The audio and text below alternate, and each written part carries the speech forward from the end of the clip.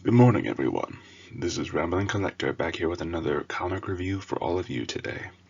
And today I'll be talking about a very little known, and I think very underappreciated miniseries in Marvel's X-Men series. More specifically, the Marvel Knights series, District X, done by David Hine, David Yarden, Lan Medina, and Mike Perkins. So, I actually stumbled across this, or at least the first two graphic novels of it, when I was collecting them in a convention. I finally had a chance to sit down and read them, and my god, we need more series like this one. So the main series follows Bishop, FBI agent and X-Man, who has the ability to shoot energy out of his hands as well as reflect it, as well as his partner, Ismael Ortega, a fellow police officer who works in the slums of New York City, better yet known as the Mutant Slums, known as either Mutant Town or District X as is shown here.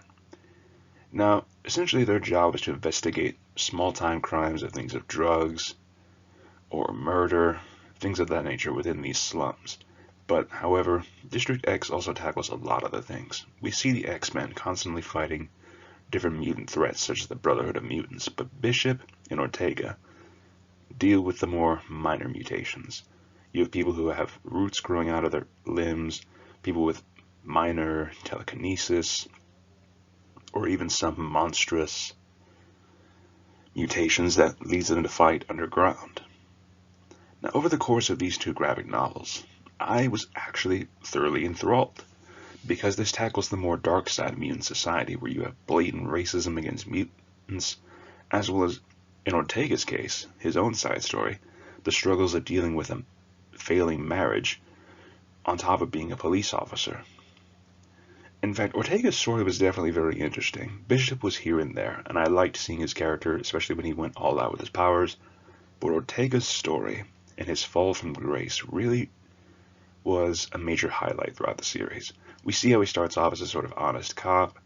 His wife is a mutant, and he has two kids with him, trying to do the best he can as a police officer, working in the mutant slums.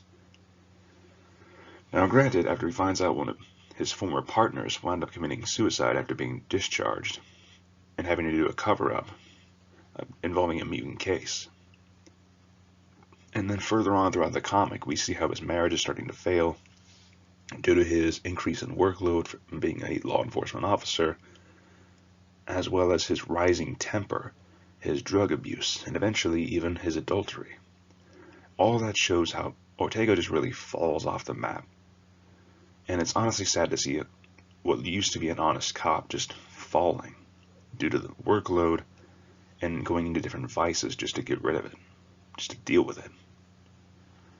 Now, granted, this entire story covers up in two major arcs, Mr. M and Underground, both of which were fantastic, but more than that, there was also a few minor cases as well.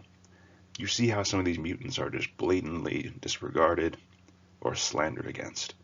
And one of the things that they actually do is, in fact, dealing with drugs, which is the whole concept of the first arc, Mr. M, where, in this case, they're dealing with a mutant drug known as toad juice, which for mutants just gives them a hallucinogenic effect, kind of like crack or marijuana.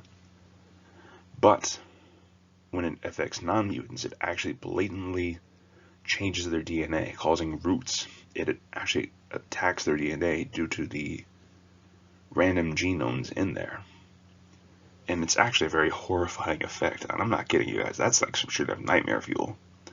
But Underground deals with them dealing with the homeless mutants under the sewers, and especially since one of them has a very unique full-body mutation that turns them into a monstrous creature that even starts cannibalizing folks.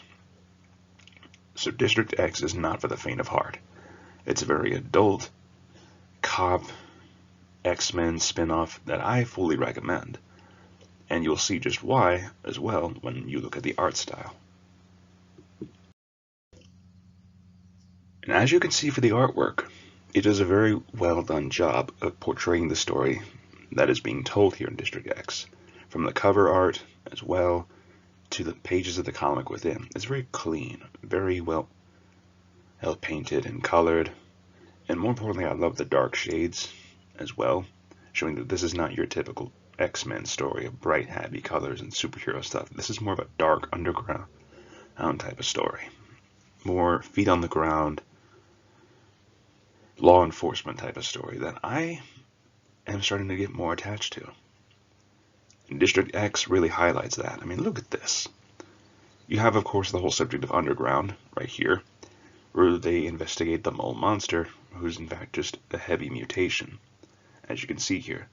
And you can even see a bit of Bishop's powers at work with his energy manipulation. And I like this. The art style is very well done. My only complaint is that this series only lasted for like 19 issues. And it's very sad because a unique concept like this could have been done very well. And even despite its brevity, I do recommend it. So you'll see why when I look at the score.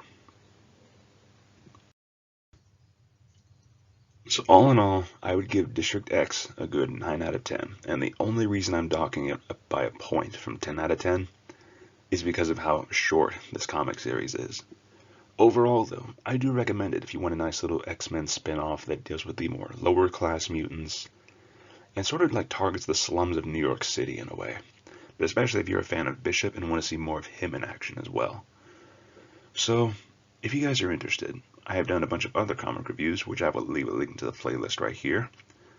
Or, if you're interested to check out some of my other book rambles, you can go and click the link to that playlist as well. And if you do like the content that I do, please feel free to leave a like, comment down below, and subscribe if you're interested for more. More importantly, if you have any other comic recommendations or comics you feel do not get enough attention, then please feel free to let me know and I'll check them out for myself. And if you want something similar to District X, I would actually recommend the DC comic Transmetropolitan, which I will leave a link to as well. And with you guys, thank you once again for listening to this crazy man's ramblings, and have a great day, my fellow readers. This is Rambling Collector, signing off.